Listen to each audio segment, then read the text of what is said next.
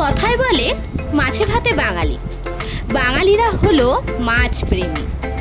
Restaurant বা হোটেলে যেভাবে মাছগুলো রান্না করা হয় সেই রকম যদি বাড়িতে রান্না হয় তাহলে তো একেবারে হাতের কাছে অমৃত পাওয়ার মতন। নমস্কার, আমি Adrita. Welcome to my channel foodie life.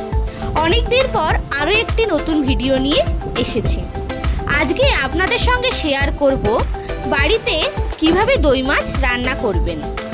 তো প্রথম থেকে ভিডিওটি দেখতে থাকুন, আশা করি আপনাদের ভালো লাগবে। দই মাছ রান্না করার জন্য প্রথমে হলুদ ও লবণ দিয়ে মাছগুলোকে ম্যারিনেট করে দেব। এরপর সাদা তেল দিয়ে মাছগুলোকে একে একে হালকা বাদামি, মানে বেশি ডিপ ফ্রাই করা যাবে না, হালকা ফ্রাই করে তুলে নেব এক একটা। এরপর একটা পেস্ট রেডি করব। সেই পেস্টের মধ্যে থাকবে পেঁয়াজ বাটা, রসুন বাটা, আদা বাটা, টক দই, লবণ, হলুদ, লঙ্কার গুঁড়ো। এরপর ঠিক এইভাবে মাছগুলো ভেজে নিতে হবে। দেখুন, মাছগুলো একেবারে কড়া করেও ভাজা নেই, আবার খুব হালকা করেও ভাজা হয়নি, মিডিয়ামভাবে ভাজতে হবে মাছগুলো।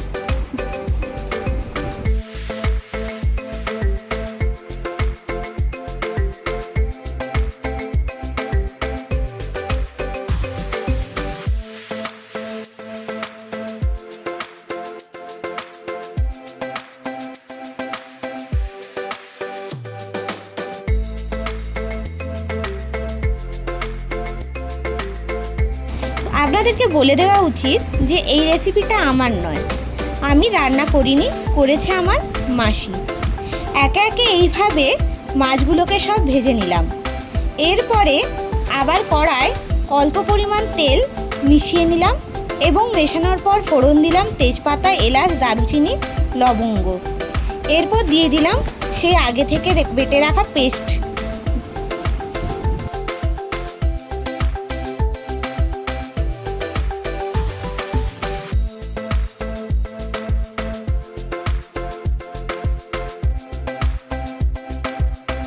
টক দইয়ের পেস্ট দেওয়ার পর এরপর কিছুক্ষণ নাড়তে থাকবো। এই সময় আঁচটা মিডিয়াম টু হাইয়ে রাখতে হবে। কিছুক্ষণ নাড়ার পর ঢাকা দিয়ে রাখবো। আবার 5 মিনিট পর ঢাকা খুলে নাড়তে থাকবো। এইরকম করে করে গ্রেভিটাকে কষিয়ে নেব।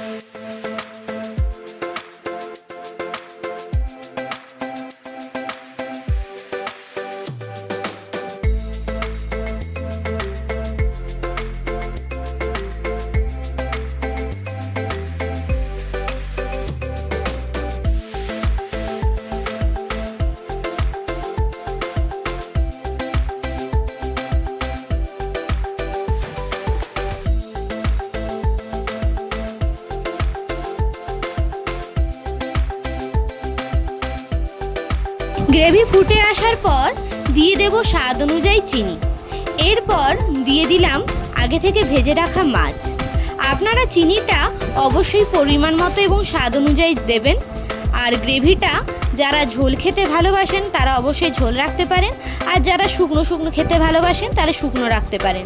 এরপর অল্প পরিমাণ জল দিলাম এবং ফুটে আসলে ওপর থেকে ছড়িয়ে দেব গরম মশলা গুঁড়ো। এরপর গরম গরম ভাতের সঙ্গে পরিবেশন করুন দই মাছ। যদি ভিডিওটি আপনাদের ভালো লেগে থাকে তাহলে অবশ্যই আমার চ্যানেলটিকে লাইক, শেয়ার এবং সাবস্ক্রাইব করে দেবেন। আমার ফেসবুক পেজটিকেও ফলো করে দেবেন। নিয়ে আসবো আরও একটি নতুন ভিডিও নিয়ে। সবাই ভালো থাকুন, সুস্থ থাকুন, সাবধানে থাকুন।